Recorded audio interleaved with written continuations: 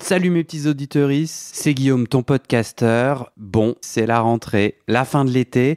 Bon, moi j'ai pas envie de déprimer, alors j'organise des rencontres live partout en France. Je te donne rendez-vous, je serai à Marseille le 19 septembre, à Lyon les 27 et 28 septembre et à Metz le 19 octobre. Alors c'est très simple, on se retrouve dans un bar ou un lieu sympa, on discute, on enregistre ou pas un épisode et qui sait, tu repartiras peut-être avec des nouveaux amis ou des nouveaux amants aussi choux que toi. Tu t'inscris sur le site du podcast, BIT, c'est bit sans E, bit.ly/comment devenir, page rencontre. J'ai trop hâte et trop peur qu'il y ait personne. Allez, place à ton épisode.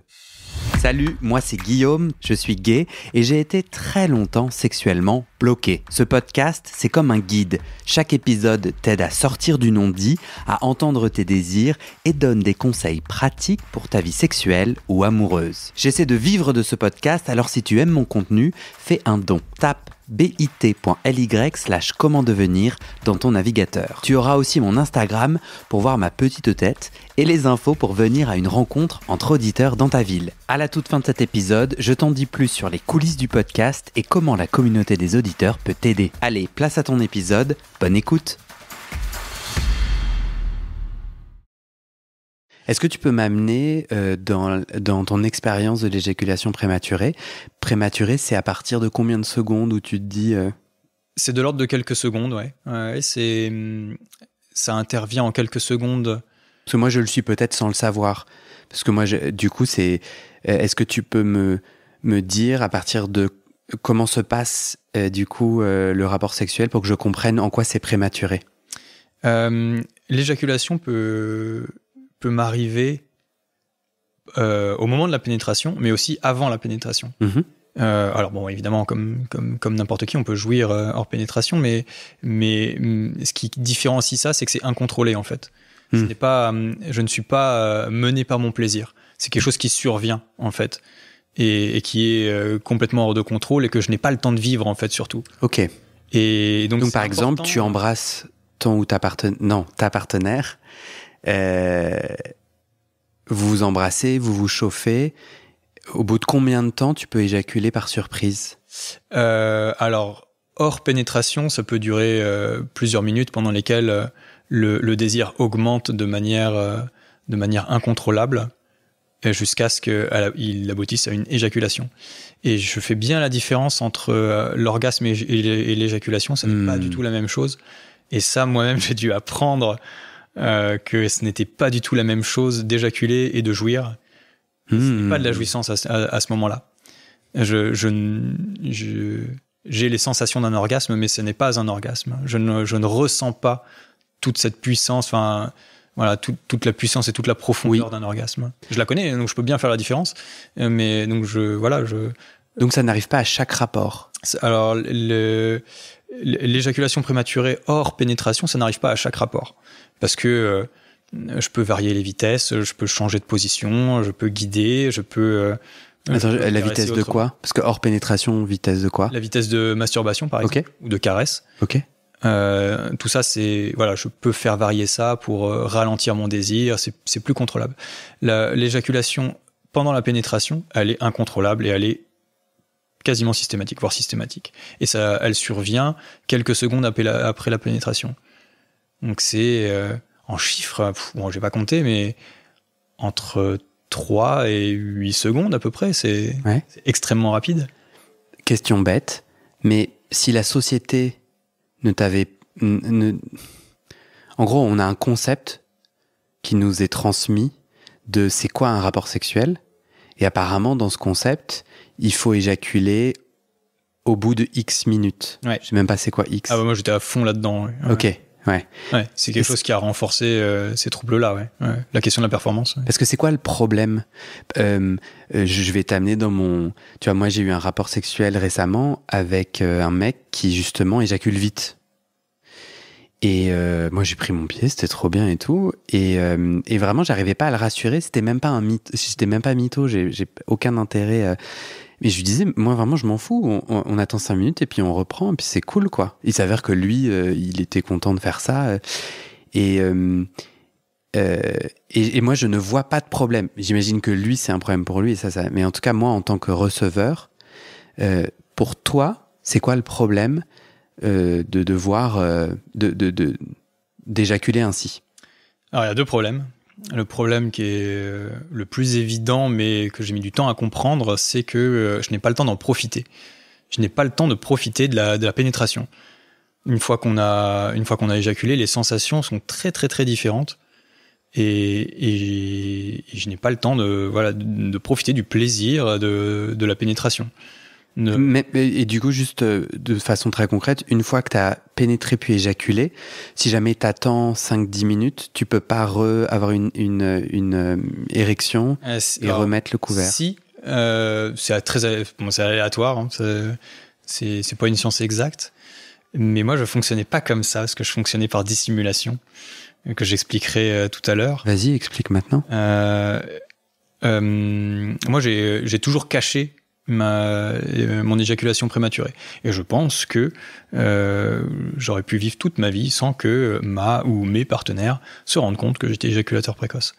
Parce que après la pénétration, j'imagine que n'importe qui est capable de le faire, mais je peux contracter suffisamment mon pénis pour garder une érection pendant un certain temps. Ok. Donc là, on touche au deuxième problème. Je viens de dire, le premier problème, c'est mes sensations à moi. Après l'éjaculation, ok, j'ai encore une érection pendant X minutes ou secondes ou peu importe. Mais les sensations sont très altérées. Je n'ai quasiment plus de sensations. C'est plus agréable, en fait. Oui. Voilà. Et le deuxième problème, c'est que moi, j'ai trop longtemps été dans l'optique de servir l'autre pendant le rapport sexuel. Et donc dans cette éducation de la performance qui a été donnée par le porno et par des tâtonnements personnels, il est vraiment important que la femme ou l'homme dans le cas d'un homme ait un orgasme. Et donc d'envisager le rapport sexuel comme quelque chose dont moi je dois profiter, mais dont l'autre personne aussi doit profiter, c'était vraiment quelque chose de capital. Pour moi, c'était raté si je n'avais pas accompli mon rôle de faire jouir l'autre. Donc, miser sur le fait que je peux éjaculer, et après il faut encore 15 minutes pour attendre, et peut-être que j'aurai une érection, et peut-être qu'on pourra repartir. Moi, j'ai préféré dissimuler la chose. C'est une très mauvaise idée, hein, je recommande pas. Tu déconseilles. Faut pas faire ça. Voilà. Je déconseille. C'était plus acceptable pour moi de le dissimuler et de continuer à tenir mon érection et de continuer un rapport jusqu'à ce que la personne ait l'occasion de jouir, ou en tout cas s'il n'arrive pas à jouir, que je puisse sortir de la pénétration et continuer autrement jusqu'à ce qu'elle ait un orgasme. Je me serais imaginé, moi, face à cet enjeu, me détourner de la sexualité et du coup ne plus avoir de rapport sexuel pour X ou Y bonne raison. Ça a été ton cas ? Non, pas du tout. Moi, j'aime trop ça. Ok. Les sensations sont trop bonnes. Sont vraiment... voilà. J'adore ça. Donc, non, c'est pas quelque chose d'envisageable pour moi d'arrêter la sexualité. J'adore tout. J'adore les sensations physiques. J'adore jouir. J'adore faire jouir.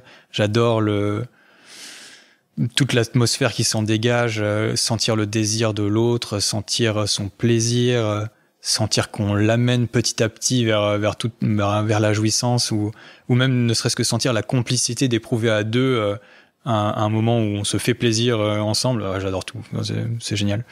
Et le fait d'avoir des éjaculations prématurées ne t'a pas déconnecté de ce grand plaisir dont tu viens de parler? Non, avec une ferveur. Peut-être que c'est le cas de certains hommes qui souffrent de ça aussi. Moi, ça n'a jamais été envisageable que ça m'empêche de. T'as continué à kiffer. T'as continué à kiffer. Oui, et d'ailleurs, je pense aussi qu'il y a aussi raisonnablement toute une part où il fallait prouver que j'étais capable d'avoir des rapports. Il y a ça aussi. Ouais. On ne s'arrête pas parce que je ne vais pas laisser ce trouble montrer que j'ai un trouble. Exactement. C'est quelque chose dont j'ai vraiment quasiment jamais parlé. Il y a 2 partenaires dans mon histoire, il y a 2 partenaires sexuels à qui j'en ai parlé. Et à partir du moment où j'ai décidé de prendre ce problème à bras le corps et de commencer une thérapie sexuelle, là j'en parle beaucoup plus facilement et j'en parle à beaucoup de gens. Ouais. Mais avant ça, il y a que 2 partenaires qui étaient mes partenaires régulières dont j'ai parlé. Et c'est à ces moments-là où vraiment j'ai pris conscience que moi je m'étais déjà informé personnellement, mais que ces personnes-là ne savaient pas du tout de quoi je parlais. Elles connaissaient le concept, mais elles ne savaient pas du tout comment ça se vivait en fait. Et ça m'a aussi un peu alerté sur la vertu éducative et de dire, en fait, ok, tu ne connais rien à ça et moi non plus. Donc en fait, tous les deux, on est dans une idée faussée de la sexualité. Parce que la sexualité avec moi, elle est différente en fait. Et tu peux, par exemple, me donner un exemple d'une réaction un peu décalée ou idiote, ou en tout cas mal informée, d'une de tes partenaires? Il n'y a jamais eu de... Qu'est-ce qu'elles ne savaient pas que tu leur as appris? Par exemple, le fait que je leur dissimulais. Okay. Elles ne se sont jamais rendues compte que j'étais éjaculateur prématuré avant que je leur dise. Et alors que pour moi, c'était une évidence, parce que mon érection est moins vigoureuse après avoir éjaculé, que le fait que je ralentisse par exemple les préliminaires, c'est aussi une marque de redescendre un peu le désir pour pouvoir continuer à en profiter. Pour moi, c'était des signes qui étaient évidents que ça va trop vite pour moi et que ça va forcément aboutir à l'éjaculation. Et pour ces personnes-là, elles t'ont dit, moi j'aime le sexe avec toi. Ouais, tout à fait. Elles avaient aucun souci. Elles avaient aucun souci avec ça. Et moi, j'ai dû comprendre aussi comment profiter de la sexualité avec l'éjaculation prématurée. Et là-dessus, heureusement, j'ai été vraiment très bien accompagné, notamment par ma partenaire qui me disait, il n'y a pas de pénétration, moi je m'en tape complètement. Et si tu jouis avant ou après ou pendant, ça ne change rien pour moi. Et découvrir que le plaisir, alors je le savais, mais intellectuellement, mais le ressentir que le plaisir ne passe pas par la pénétration, ça a été un des déclics qui m'ont aidé à attaquer ce problème. Ça n'est pas grave, ça ne changera rien au rapport intime que j'éjacule tôt ou tard ou pas du tout ou même avant de commencer, ça ne changera rien. Et en fait, envisager la sexualité sous cet angle-là et pas sous l'angle de on fait des préliminaires, ensuite on se pénètre et ça nous fait jouir et c'est bien. Il y a un schéma qui est chouette mais qui est pas le seul. Sortir de ce schéma-là, déjà, c'est vraiment le premier pas à partir duquel on peut commencer à résoudre ce problème d'éjaculation prématurée. Quel a été le déclic pour toi pour s'attaquer au problème, comme tu dis? J'en ai un qui vient en tête spontanément, mais Vas-y avec. Il faut que j'y réfléchisse si c'est bien celui-là. Ah oui, non, si. Le déclic, ça a été de me rendre compte que ce fameux mécanisme de dissimulation que j'ai, c'est-à-dire d'éjaculer et de maintenir une érection, du fait de mon âge qui augmente, je suis moins capable de le faire. Je suis moins capable de le faire et je sens que c'est plus difficile, que mes érections sont moins vigoureuses, on commence à baisser, quoi. Et à partir de là, je me suis dit, en fait, là, c'est plus viable. Je pourrais plus continuer comme ça. Ça ne marche pas comme système. Ça ne marche pas. Combien de temps ça va durer? 5 ans, 10 ans? Et après, qu'est-ce que je fais? Et en fait, là, je suis dans une impasse. Je vois pas le mur au fond de l'impasse, mais je suis dans une impasse, c'est sûr et certain. Qu'est-ce que la thérapie sexuelle a changé? Le déclic, c'est 1, je me mets à en parler, et 2, j'entreprends un parcours. Ouais. C'était vraiment la volonté de prendre à bras le corps ce problème et d'arrêter des évitements. Quand je me suis rendu compte que ma partenaire et moi, on savait pas vraiment de quoi on parlait, il fallait un professionnel en fait. Il faut quelqu'un dans ce trouble pour m'aider. J'avais besoin d'aide pour résoudre ce truc-là. Et ça a aidé? Oui, ça a beaucoup aidé. T'en es où aujourd'hui par rapport à ce sujet? Aujourd'hui, j'ai commencé par une thérapie sexuelle qui a duré plusieurs mois, qui a duré 8 ou 10 mois, et qui m'a beaucoup aidé intellectuellement et en termes de ressenti et en termes d'appréhension comment appréhender une relation sexuelle, et qui a aussi travaillé mon rapport aux femmes et mon rapport aux hommes, et justement d'accepter, de laisser libre cours à l'attirance que j'ai pour des hommes et voilà, pour histoire de reconnecter avec le premier sujet. Donc ça m'a beaucoup aidé là-dessus. Après, moi, il me fallait de la pratique Donc, donc là, il fallait beaucoup faire l'amour. Zut. Ouais, c'était vraiment bon. Moi, je m'y suis mis. Le chemin thérapeutique, c'était de t'aimer comme tu es. Voilà, oui. J'essaye de mieux comprendre concrètement. Ouais. Ça a touché plusieurs facettes. En fait, ça ne touche pas que la sexualité. Je vais y revenir, mais après ça, donc j'ai essayé. J'ai fait plusieurs séances de sophrologie pour travailler vraiment physiquement la question du souffle, la question de la respiration, et qui m'ont aussi aidé physiquement, vraiment concrètement à mieux comprendre comment mon désir fonctionne, comment mon souffle fonctionne et comment l'utiliser pendant les rapports sexuels. Et là, je fais aussi des séances d'hypnose qui sont un tout autre exercice et qui sont vraiment très efficaces. Où là vraiment on va chercher dans la sensation, dans le ressenti et dans le passé, beaucoup dans le passé. Du coup, ce que je crois entendre, c'est que pour toi, le fait d'avoir une éjaculation prématurée n'est pas quelque chose définitive, c'est pas une condition médicale en lien avec ton anatomie ou en lien avec quelque chose sur lequel tu n'as pas d'emprise, c'est psychologique, c'est un symptôme. Oui. Et moi, j'ai un autre podcast sur la psychanalyse que je t'invite à écouter. Et qui est excellent. Ouais. Tu l'as écouté ? J'ai écouté 2 épisodes que je trouvais superbes. J'ai demandé un compliment et me voilà surpris de le recevoir. Mais du coup, ce côté plus psychanalyse, je me dis, voilà le corps qui exprime un non. Genre, je viens te faire un bug système. Parce que non, en fait, c'est pas comme ça qu'on va vivre. Moi, c'est ce que je crois de la somatisation. Mot de dos, mot répétitif. Et notre corps nous dit, bon, écoute, gars, t'as pas l'air de comprendre. Du coup, je te mets un blocage. Et puis, il y a tout l'enjeu 1 de arrêter d'éviter le blocage, le prendre à bras le corps, ce que tu fais. Est-ce que tu crois à cette croyance que j'ai, que c'est ton corps qui te dit non, pas dans cette direction, et qu'un jour, tu auras les éjaculations que tu souhaites? C'est une forte possibilité. C'est arrivé aussi à un moment de crise de couple. Bon, tout est lié, il n'y a pas de hasard. Hein. C'est aussi un message de dire il y a des choses à restructurer. Là, ce qui se passe en ce moment, ça ne fonctionne pas.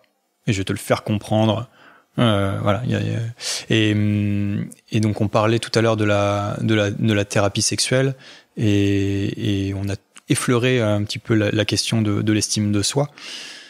Et ça, le trouble d'éjaculation prématurée a énormément renforcé, ou provient, je ne sais pas, d'un manque de confiance en moi, d'un manque d'estime de moi-même, qui est vraiment très très fort, vraiment très très prononcé. Donc on touche à beaucoup de choses. Donc la crise de couple, ça vient de là aussi. La sexualité, ça touche à ça aussi. Il y a l'éducation dans la performance sexuelle qui vient de l'éducation du porno, de la réception du porno notamment. Il y a un nombre incalculable de petites touches qui font que c'est une question qui devient centrale. S'aimer soi-même, s'accepter soi-même, c'est vraiment la première condition à identifier. C'est pas évident, enfin il faut identifier qui on est, comment on fonctionne et ce qu'on trouve acceptable de soi-même, en fait, pour commencer à se dire c'est ok, je suis comme ça, il faut que j'assume ces côtés-là et ça va me permettre d'avancer, en fait. C'est aussi, est-ce que tu as l'impression que tu es invité à déséjacualiser, moi c'était pas ouf, à s'empêcher d'éjaculer, à retirer l'hégémonie donnée à l'éjaculation comme finalité, comme pouce vers le haut final. Je pensais notamment, c'est assez particulier comme pont. Déjà, est-ce que tu es d'accord ou pas ? Est-ce que, en fait, t'es pas invité là à oublier l'éjaculation et à venir te connecter à toi, au corps de l'autre, à toi profondément et à kiffer ? Oui, c'est important de... Je conçois qu'il est important d'arrêter de concevoir les rapports qui doivent systématiquement se terminer par une éjaculation. Non, mais le fait OK de le ne concevoir, pas jouir, voilà. c'est un peu mou, ça. Genre, tu le conçois, genre, intellectuellement, tu C'est viens... un peu mou parce que j'y arrive pas. Pour moi, ça reste Ok. quelque chose de central. C'est ça que je voulais savoir. Ouais, toi, il nous faut une éjaculation, sinon ça saoule, quoi. Il y a une sensation de pas fini, quoi. Je reste sur ma faim. Ouais. Est-ce que t'es un peu moins homme quand t'éjacules pas? Ah non, pas du tout. Non, ça touche pas du tout à cette question-là. Masculinité. C'est plutôt, j'adore l'orgasme en fait, et ne pas l'atteindre, c'est trop dommage, quoi. Ok. Non, c'est pas du tout une question de masculinité. Je serais curieux de savoir ce que ton ou ta thérapeute dirait à ce que je vais dire. Mais dans un autre témoignage, j'entendais un homme qui du coup porte une cage de chasteté. Est-ce que tu sais ce que c'est? Tout à fait, ouais. Donc c'est un espèce de petite boîte en plastique ou en ferraille ou que sais-je. Donc clairement, je suis pas un expert de la cage de chasteté, mais de ce que j'ai vu et compris, et j'en ai jamais porté moi. J'aimerais bien essayer. Tu te le mets sur un sexe pas en érection, et la voici empêchée de bander. Ouais. Et du coup, cette personne témoignait de comment, après adaptation, c'était un super outil pour aller à la rencontre de son désir en dehors de la masturbation et d'une forme d'éjaculation. Il s'avère que tu peux éjaculer avec une cage de chasteté sans érection. Ouais, moi ça m'est déjà arrivé d'éjaculer sans bander. Ouais. Sans érection. Sans érection, ouais, tout à fait. J'ai trouvé ça très intéressant parce que je me suis dit, mais moi, dans un rapport sexuel, je passe mon temps à me masturber et l'éjaculation, c'est le Graal. Et un Graal où ça m'empêche pas d'être connecté au moment, mais moi, je vois tout à fait ce que tu veux dire et je me sens assez parasité. Je dis pas que l'éjaculation, j'ai plus envie d'en avoir, mais je me suis tellement masturbé, j'ai tellement construit ma sexualité dans la performance que, il faut absolument que je bande et que j'éjacule. Oui. Il y a quelqu'un qui rentre. Coucou. Alors, il faut pas que tu parles si tu veux pas être dans le podcast. Quelqu'un vient de rentrer, tu veux dire qui? T'as le droit ou pas? Oui. Je peux dire qui tu es. Compagne qui vient de rentrer chez nous. C'est chouette parce que j'allais justement te demander est-ce qu'on parle avec sa validation? Est-ce que tu lui en as parlé et elle est d'accord? On en a parlé, tout à fait. Je lui ai dit de quoi on allait parler et ce que je pouvais dire de notre vie à deux et intime. Super. J'avais envie de verbaliser que tu as eu son consentement. Ouais, tout à fait. Et je lui fais une bise puisqu'elle est juste à côté. Du coup, j'essaie tu te rappelles ce que j'essaie d'exprimer? En tout cas, comment moi, moi je le vois dans ma sexualité et dans le cheminement sexuel que je vis aujourd'hui, je vois que je me suis construit dans la masturbation et je me suis construit la main sur mon sexe. Et moi, quand il y a un rapport sexuel et que je ne me masturbe pas, je galère un peu. C'est très rare que je sois vraiment dans mon plaisir. Ouais. Parce que moi, énormément de ma vie sexuelle a été pendant très longtemps seul, caché, accroché à ma bite. Quoi. Ouais. Oui, ça me parle énormément puisque c'est ça, moi, le travail que j'ai dû faire, c'est repenser la sexualité autrement, repenser le rapport intime, qui n'est pas un schéma qui passe nécessairement par la pénétration dans mon cas.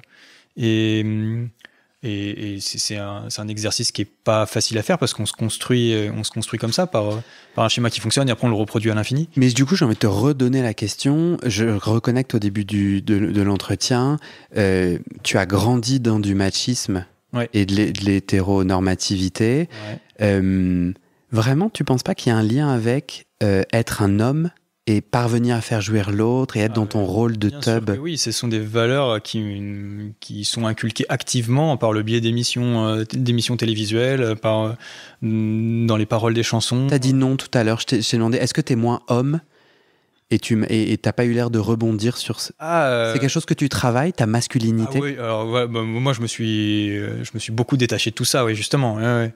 Et encore une fois, dans mon cas, ça revient à l'estime de soi, ça revient à la confiance en soi, à l'acceptation et et attaquer le sujet de l'éjaculation prématurée, être capable de le dire à mes amis. J'en ai parlé à mes amis, et dire voilà, en fait, je suis comme ça. Parce que pour moi, ça faisait partie d'un processus d'acceptation personnelle et de ne plus être vu pour le masque que je donne, mais pour la personne que je suis réellement. Donc c'était... T'as des atours aussi assez masculins, on est d'accord ? Physiquement ? Ouais, c'est ça. Quand tu te balades dans la rue, t'es très grand et t'as tous les traits de quelqu'un qui est très masculin. Ah oui, j'écarte les cuisses quand je m'assois. Non, t'es pas d'accord ? T'es pas d'accord avec moi ? Oui, non, oui, ça correspond bien, oui. Mm-hmm. Comment ont réagi tes amis ? Putain, quel coming out quand même. Oui, alors justement, je me suis un peu identifié à ça, de dire oui, c'est une forme de coming out, de dire bon bah les gars, voilà, en fait, c'est ça, et tout le monde réagissait un peu comme un coming out, de dire bah ouais, c'est vraiment impressionnant que tu le fasses, mais nous on s'en tape complètement, enfin très bien pour toi quoi. Oui, puisque t'éjacules pas avec tes amis. Oui, et puis ils sont pas directement impactés par. Donc voilà, ils étaient tous sensibles à l'effort que je faisais et réceptifs à la confiance que je leur accordais aussi. Mais tu leur as parlé de ton désir homosexuel ? Oui. Une pierre deux coups. Elle est belle, la blague. Et non la couille, l'unique couille. Tu leur en as, une pierre deux coups. T'as fait un double coming out ? Non, ça n'a pas été un coming out formel sur ça, mais moi j'évoque sans problème le fait que, enfin, j'évoque dans les conversations qu'un homme m'attire ou que le plaisir anal c'est cool et que vous devriez essayer les gars, mais ça c'est différent. Voilà, je n'ai jamais fait de coming out en disant ouais, c'est un truc qui m'anime vraiment. Mais tu l'as pas encore fait à toi-même. J'allais te dire, toi aujourd'hui tu ne te sens pas bisexuel. C'est marrant parce que du coup on a assez parlé pour que je m'engage et que je te donne une opinion sans, j'espère, te blesser. Moi, enfin, sans te gratter.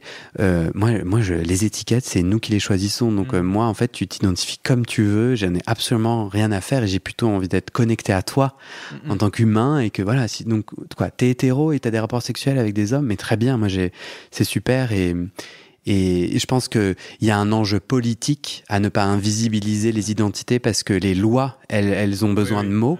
Donc ça, je resterai... Mais en revanche, dans la vie de chacun et l'intime de chacun, il n'y a pas d'injonction. Mais de mon côté, un homme, une personne qui s'identifie homme, qui a des rapports sexuels avec différents genres, et soit pansexuel, soit bisexuel. Possiblement, il y a d'autres termes que je ne connais pas encore. Parce que voilà, et qui a des rapports ou des désirs. Et le fait qu'il y ait une absence de pénétration et ou de muqueuse qui se rencontrent, pour moi, n'invalide pas mon avis, mon opinion, qui n'a que d'intérêt que d'être mon opinion. Toi, aujourd'hui, j'entends, non, tu te considères hétéro avec du désir pour des hommes, c'est ça ? Ouais, tout à fait. Pourquoi c'est important pour toi ? C'est pas important, mais de ne pas être bisexuel. La définition de la bisexualité telle que je la connais va trop loin par rapport à la manière dont je le vis réellement. Donc oui, il y a une part de ça. Alors, c'est marrant parce que j'ai entendu un homme évoquer à peu près cette situation-là pour lui et qui disait qu'il était pas bi, mais qu'il était bicurieux. C'est un terme. Je trouve ça très chouette comme terme. Donc, je suis plutôt bicurieux, quoi. Oui, ok. Il y a eu beaucoup d'expérience, mais par contre, ça m'attire et j'aime ça et je serai réceptif. Ouais. Non, je connais pas bien le nom de toutes les étiquettes. Je crois que celle-là est. Ah ouais, celle-là, j'en ai déjà entendu parler. Ouais. Donc oui, la bicuriosité, ça me parle pas mal. Ouais. Mais alors, je reviens un petit peu en arrière sur la question de l'acceptation de soi, parce que cette question-là, elle en fait partie aussi. C'est à partir du moment où je me suis attaqué au sujet de l'éjaculation prématurée que je me suis aussi posé la question du désir que j'éprouvais, et notamment du désir envers des hommes. Et maintenant... c'est quelque chose auquel j'ai dû réfléchir, j'ai dû accepter aussi, de dire ouais, en fait, peu importe ce que j'en fais, mais c'est le cas et c'est très bien comme ça. Bon, j'en souffre pas, j'en ai pas besoin, mais ça m'a aussi permis d'accepter plein de facettes de ma personnalité, dont celle-là. Ouais. C'est peut-être ça la force des mots, c'est peut-être ça la force de se dire homosexuel ou de se dire bisexuel, c'est d'envoyer chier. C'est un coming out, c'est une libération incroyable à partir du moment où j'ai dit à mes amis ou même ma compagne, voilà, quand cet effort-là a été amorcé, de le dire et de le verbaliser, de se caractériser soi-même comme ça, c'est beaucoup plus facile d'en parler et ça devient une question insignifiante en fait. Ouais. Et évidemment, c'est une partie du processus. Il faut que ça devienne insignifiant pour commencer à travailler dessus. Parce que c'est une question qui est omniprésente en fait. Dès que le rapport sexuel commence, c'est là, c'est forcément là.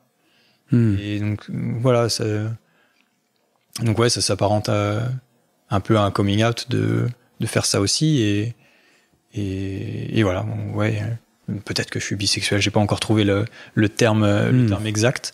Mais en tout cas, c'est comme ça pour moi. Et c'est ok, ça va, tout va bien. C'est quoi la suite du chemin, notamment autour de ce cheminement sur l'éjaculation prématurée? Aujourd'hui, tu as fait une série d'outillages thérapeutiques qui te permettent, je crois entendre, de mieux vivre ta sexualité. Ouais. C'est le cas? C'est moi qui dis les mots. Je ne vis pas mieux ma sexualité, malheureusement. Donc tout ça, c'est des outils qui sont très intellectuels et très émotionnels. Et là, maintenant, il faut continuer ces efforts-là parce que pour l'instant, le physique ne suit pas. Là, je souffre toujours de ces troubles-là et c'est normal d'avoir un décalage entre le moment où on assimile des concepts et le moment où on le ressent dans son corps. Parce que ça fait combien? Ouais, tu as dit 9 mois. Là, tu t'es saisi du sujet, des sujets. Il y a, je dirais 1 an, c'est ça que je comprends. Oui, ça correspond. À la louche. Ça, ouais. Tu vas peut-être devoir faire 1h30 aller-retour de voiture. C'est ça, va falloir. Ça fera sûrement partie du chemin, ouais. Et mais ça m'ouvre aussi pas mal de possibilités, justement, voilà, me dire oui, en fait, si ça me fait envie, il faut que je le fasse pour le découvrir, quoi. Donc, dans les conditions acceptables pour tout le monde, voilà. Mais ouais, ça m'ouvre aussi beaucoup de liberté, me dire.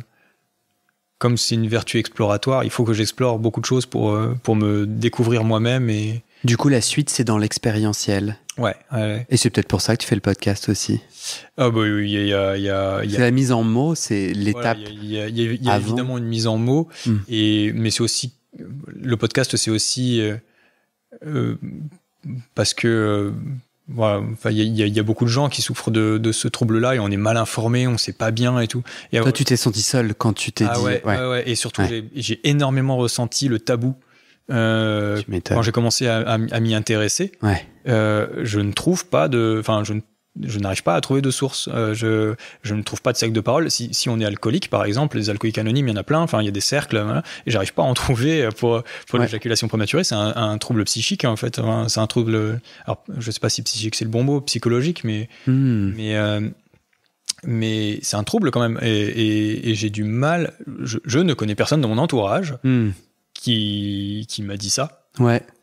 Je ne le sais pas. Alors que, bon, les stats, voilà, c'est 20% ou 30% des hommes, c'est énorme. Enfin, ah oui. Ouais. Ah ouais. Ah ouais, tu m'apprends un truc. Ouais. Ah ouais. C'est 20 à 30% des hommes et dans ces, voilà, et dans ce pourcentage-là, il y en a vraiment une minorité très forte, c'est-à-dire 5-10%, où c'est médical. C'est-à-dire que là, c'est quelque chose de physique. D'anatomique. Voilà, d'anatomique, de physique. Et bon, ce qui n'est pas ton cas. Ce qui n'est pas mon cas. Et dans 90%, 95% de cette proportion-là, mais c'est dans la tête, quoi. Ok. J'ai envie de te reposer une 3e fois la question, donc j'ai l'impression qu'il y a un truc que j'ai pas bien entendu ou que j'ai envie d'entendre. C'est quoi la suite? J'ai l'impression d'avoir répondu à ta place. J'ai pas vraiment répondu à cette question. Mais c'est peut-être un peu pressurisant, c'est comme si t'avais un plan d'action, mais on se laisse sur quoi? Je crois que on se retrouve dans 2 ans. On fait un 2e épisode.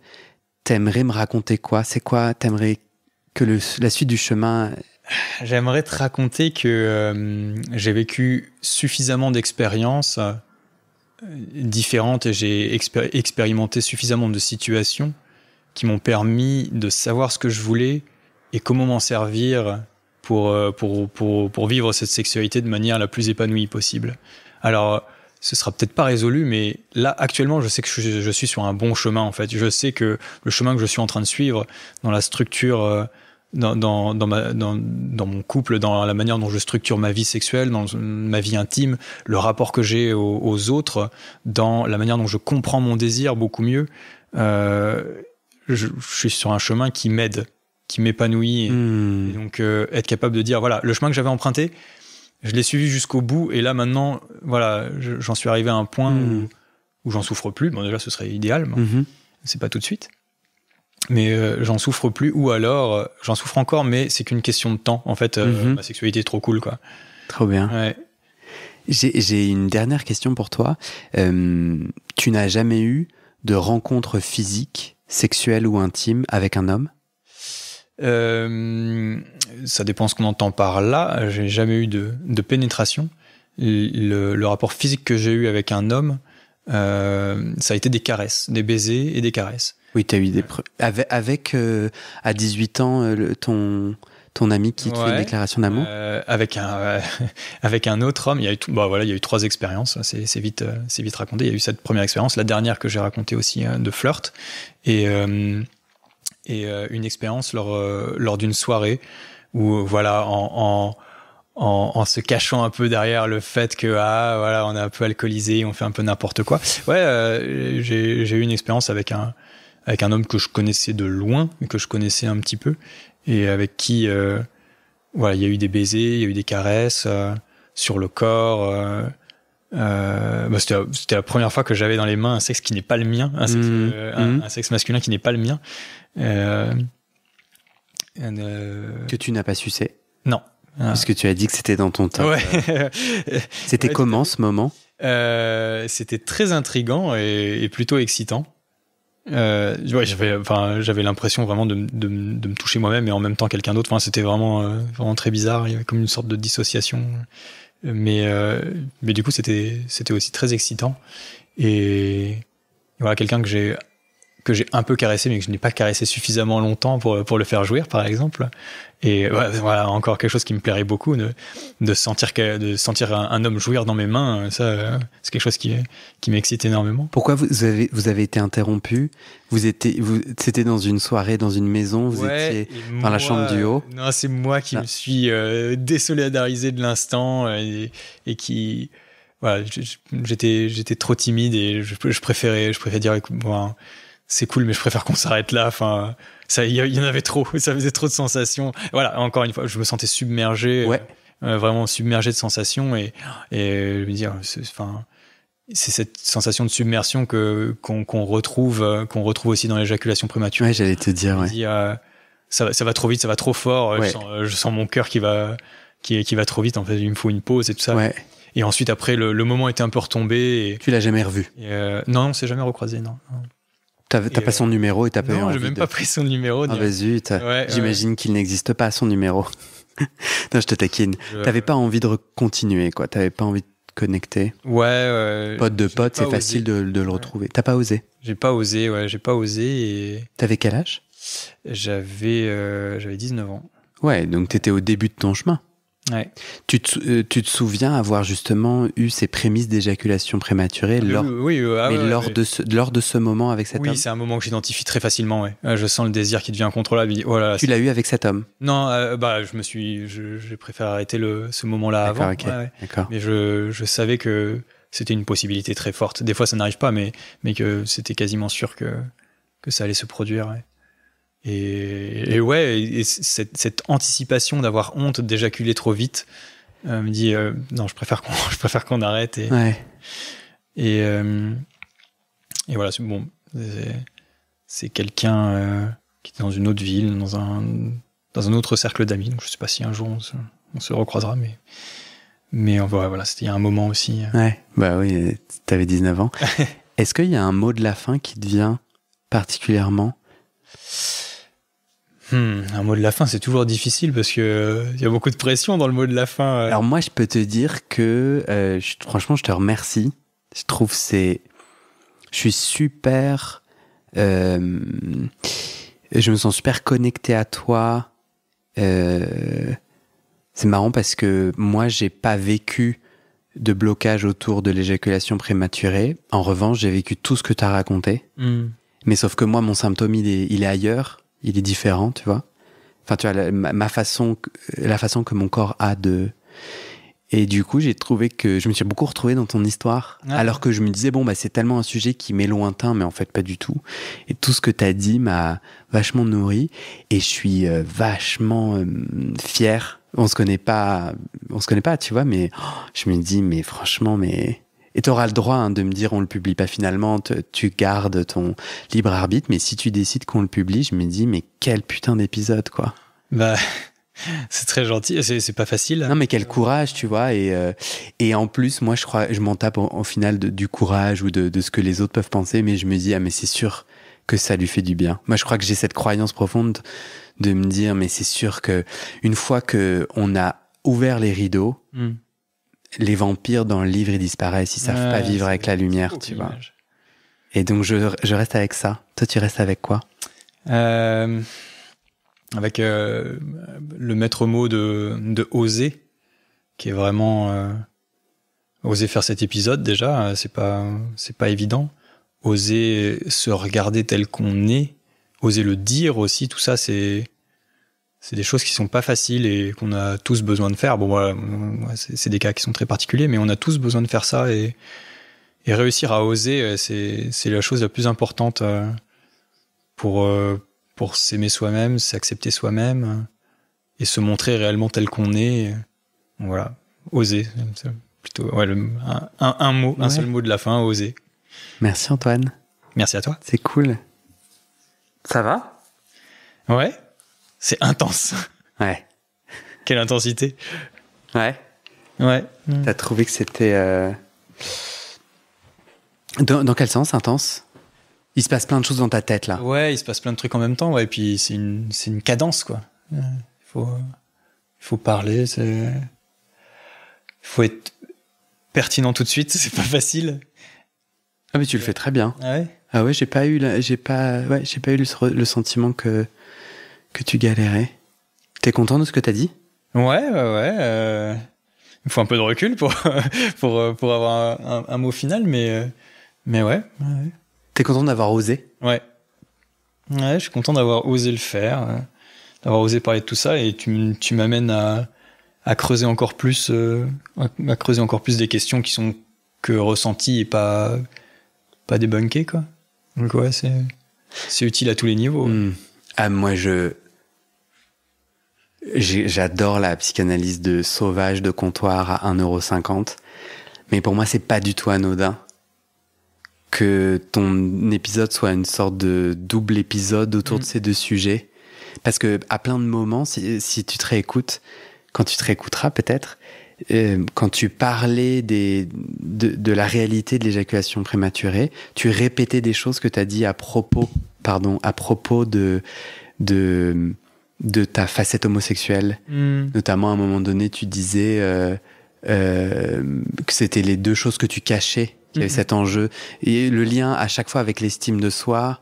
Ouais. L'estime de soi, parce que une fois que tu as compris... La connexion, elle est là, quoi. Le pont, il est là, c'est l'estime de soi, c'est ce qui touche à tout. Donc...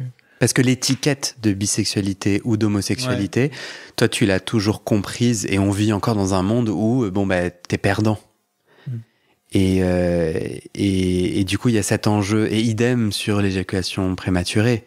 Tu l'as dit, c'est un tabou, c'est interdit, et puis t'as pas le... Et tu vois, il y a vraiment moi, c'est ce que j'ai entendu, ce chemin de qui suis-je et qu'est-ce que je veux.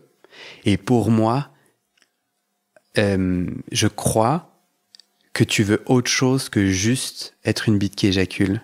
Je crois que tu veux autre chose que d'être enfermé dans ce carcan de je te mets une note sur à quel moment donné t'éjacules et comment t'éjacules. Et du coup, tu veux moi, c'est ma croyance. On est dans de la croyance et de l'opinion, et de psychanalyse sauvage. Mais c'est que il y a quelqu'un et quelque chose en toi qui a mieux compris et qui dit non. Ouais. En fait, ton épanouissement, qui tu es profondément et intimement, c'est autre chose que ce dictat. Donc, mec, c'est mort. Je te mets un stop. Ouais. Et là, t'es là, mais pourquoi? Non. Ouais.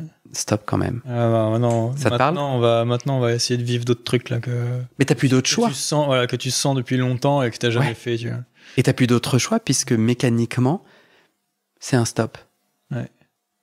Ah oui. Ce déclic là de se dire En fait, le temps est compté. Ouais. Ça ne marchera pas, en fait. Oui. Donc, dans les 20 ans de sexualité qui te restent, qu'est-ce que tu vas en faire, là, exactement? Ouais. Et donc, oui. Et voilà, puis après, voilà. Toute cette autocensure, l'hypnose, ça a vraiment déclenché des trucs assez fous, tu vois. Et il y a un déclic comme ça que j'ai compris, et il me dit, ok, en fait, tout ou la majorité des trucs qui me font souffrir actuellement, ça vient d'un moment comme ça. J'ai identifié un moment qui est un exemple d'une succession de comportements. Tu veux me le dire ou Bah oui, si tu veux. C'est quoi le déclic? C'est donc ça a été, en fait, tout ça est encapsulé dans un souvenir qui est plus ou moins déformé, mais qui est l'illustration de tout un comportement, en fait. Donc tu vois, c'est comme si tu prenais une image qui correspond à plein de choses, quoi. Ok. Et donc c'est l'un de mes parents qui me dit sur une note que j'ai reçue, moi j'ai toujours été un bon élève, et qui me dit bah c'est bien, mais avec le potentiel que t'as, on sait que t'es quelqu'un d'intelligent, tu peux faire mieux que ça, voilà. Et en fait, à partir de là, ça a déclenché tout un truc de me dire, ok, j'ai compris que ça fait 20 ans ou peut-être 25 ans que je me comporte de la manière dont je pense que les autres aimeraient que je me comporte. Et donc là, tu vois, à partir de là, on touche à tout ce qu'on vient d'évoquer, c'est-à-dire servir l'autre sexuellement, parce que j'imagine que c'est ça que tu attends de moi, donc c'est ça que je vais te donner, alors que pas du tout. Ça amène à l'acceptation de soi, de dire ah non, t'es caractérisé comme hétérosexuel, il n'y a aucune raison que t'aies de l'attirance pour les hommes. Bah si aussi, enfin tu vois. Et bah non, je serais pas non plus bisexuel puisque j'ai pas vraiment d'expérience à faire valoir là-dessus. Mais ça peut être entre les deux et on s'en fiche, tu vois. Ça touche à l'autocensure de dire tu seras jamais vraiment au top des compétences qu'on t'attribue par rapport à ton potentiel. La notion de potentiel, c'est une idée qui me fait vomir. T'as un potentiel énorme, ça ne veut rien dire et ça ne fait que mettre de la pression à des gens. Et donc, ça fait que me rabaisser par rapport à ce que je produis, tu vois. Ah, tu fais ça, c'est bien, mais t'es tellement talentueux, tu pourrais aller tellement plus loin. Oui, mais j'ai pas envie, enfin... Pression de performance. Voilà, pression de performance, ça vient de là aussi, tu vois. Et tout ça, c'est connecté, tu vois, enfin... Parce que y a cette idée de me comporter pas en fonction de moi-même, mais en fonction de l'image que j'ai. Du dictat. De ce que pensent les autres de moi. Tu vois. Ça, c'est terrible. Bon, déjà, l'identifier, c'est bien. Maintenant, il faut en sortir. C'est un autre processus. Ça, c'est sous hypnose que tu fais ressortir ce souvenir. C'est en convoquant, à partir duquel En convoquant ce souvenir, je me suis dit, ah ouais, putain, il est là le problème. Et donc, ça s'est fait vraiment de manière vraiment très instantanée. Je trouve ça super inspirant. C'est dingue. Mais en fait, on va crever. Une efficacité comme ça, quoi. On va crever. Et toi aussi. Enfin, et moi, bon, désolé. Mais en gros, je suis là. Ben, génial, ce chemin. Ouais, au moins, j'aurais fait ça. J'aurais fait ce chemin-là, quoi. Bah, en tout cas, c'est le jugement que j'ai. C'est de dire... de toute façon, tu sais assez bien te projeter dans un chemin hétéronormé de performance. Et bon voilà, et la réponse c'est non, donc viens, on va construire autre chose. Enfin, je me repars avec plein de joie et plein J'ai une chance incroyable d'être accompagné là-dedans, parce que c'est pas un chemin ça peut se faire seul, mais c'est hyper dur en fait. Et heureusement que Gabrielle m'accompagne là-dedans et me laisse la liberté de le faire, qu'elle comprend et qu'elle accepte tout mon processus et tout. C'est pas donné à tout le monde du tout, quoi. Elle pourrait avoir ses blocages, et elle les a aussi, tu vois, et elle les dépasse pour que moi je puisse faire ce chemin.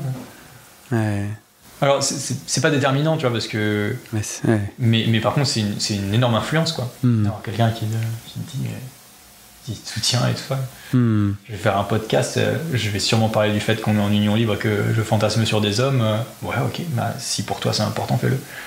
On pourrait me dire, bah moi ça me met pas trop à l'aise d'être associé à ça. Non. Ouais, c'est cool. Ouais, c'est une chance incroyable. Ouais, complètement.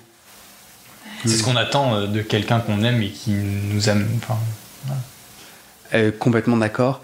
C'est ma conception de l'amour, c'est ma capacité à donner à l'autre des ailes et d'aller à l'endroit de son désir. Pas forcément moi avec lui, mais en tout cas de l'aider à... Et c'est pas du tout facile. Parce que quand l'autre, il veut aller à un endroit du désir où je suis à... Non mais mec, va plutôt à gauche ou reviens vers moi.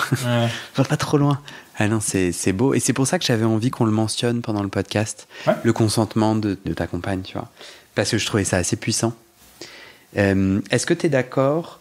On a parlé là un peu après. Est-ce que t'es d'accord que j'utilise jusqu'à ce que... Tu te souviens de ce que... Tu vois, là, en fait, j'ai dit ok, cool, bye. Puis après, on a eu un petit échange là. Ouais. Ah ok, oui, ok. Eh ben oui, tu composes ton épisode. Hein. Ces mots sont enregistrés, et ils sont enregistrés. Quoi. Ouais, mais là je te parle des mots où une fois je t'ai dit merci. Je pensais que c'était coupé. J'ai enlevé mon casque. Ouais, c'est ça. J'ai enlevé mon casque, ça enregistre encore, et en fait. Si c'est exploitable, ok, ouais. Ouais, t'es à l'aise. Franchement, quel putain d'épisode. Ouais, écoute, je suis ravi que tu le sentes comme ça. Et c'est la fin de cet épisode. Et maintenant, je te donne les dernières infos sur les coulisses du podcast et comment la communauté des auditeurs peut t'aider. Sur le site du podcast, tu trouveras notre annuaire collaboratif des soignants-soignantes gays ou queer-friendly. On se partage entre nous nos contacts des soignants avec lesquels on se sent safe, médecins généralistes, proctologues, psy, sexothérapeutes, etc., francophones et partout dans le monde. Mais d'abord, on doit parler sous. Ce podcast, c'est mon boulot à temps plus que plein et j'ai pris 2 décisions. Première décision, je ne veux pas rendre le podcast payant. Je veux qu'il reste accessible. Deuxième décision, je ne veux pas non plus de sponsors commerciaux.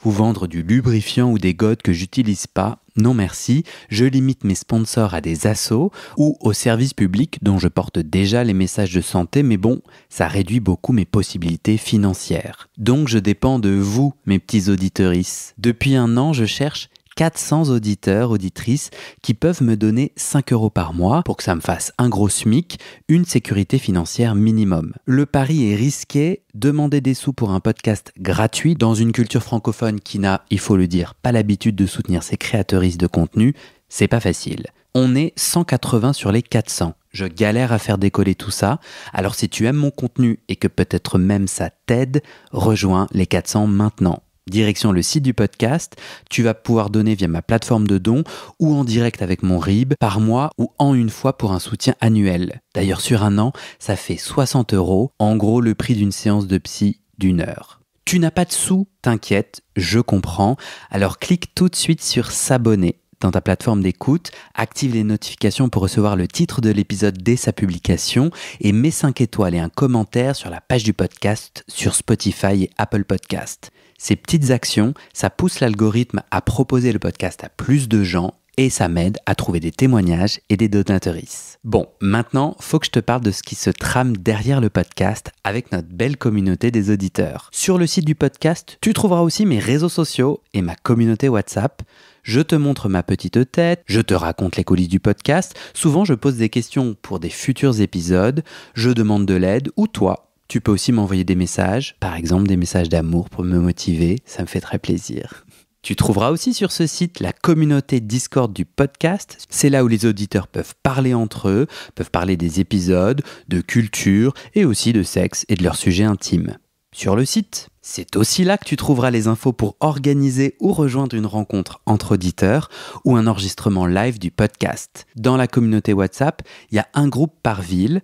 Des auditeurs y proposent des rencontres ou si je passe dans cette ville, moi je te mets un petit message, un petit coucou et on se voit. Et enfin, sur le site du podcast, tu trouveras le petit formulaire pour proposer ton témoignage. Comme je veux faire entendre la diversité de nos voix queer, en ce moment, je cherche particulièrement des jeunes qui ont entre 18 et 25 ans, ou au contraire, des hommes queer plus âgés, au-dessus de 60 ans. Je cherche aussi des hommes trans et queer, des hommes queer asexuels ou aromantiques, des hommes queer kinky, par exemple Puppy Handler, ou le kink des odeurs, et plus généralement, des hommes queer qui se sentent aujourd'hui très épanouis sexuellement et qui peuvent nous raconter ça. Mais bon, si tu ne corresponds à aucune de ces catégories, viens quand même proposer ton témoignage et sache que 90% des personnes que tu entends sur ce podcast m'ont dit avant ça « Oh, tu sais, je sais pas bien parler » ou « Moi, je pense que j'ai pas grand-chose à dire ». Donc, si tu sens l'envie de témoigner mais que tu doutes, c'est normal, viens, on s'en parle. Alors, va sur le site du podcast, tu tapes dans ton navigateur bit, c'est bit sans e.ly/comment devenir. Merci à toi et à très bientôt